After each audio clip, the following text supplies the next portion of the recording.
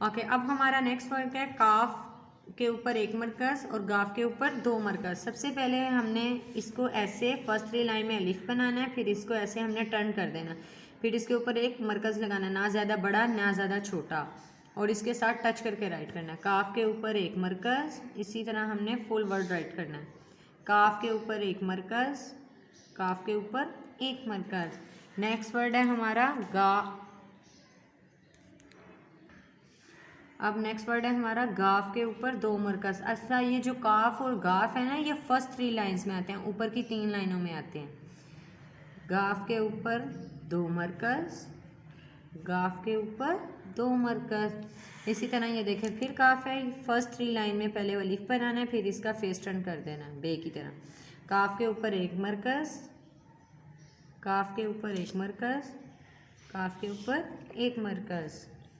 इसी तरह गाफ के ऊपर दो मरकज़, गाफ के ऊपर दो मरकज़, गाफ के ऊपर दो मरकज़। जिस तरह मैंने राइट किया आपने भी उसी तरह फुल पेज राइट करना है, ठीक है, नीट एंड प्रॉपर, और बहुत ज़्यादा बड़े मरकज़ नहीं लगाने।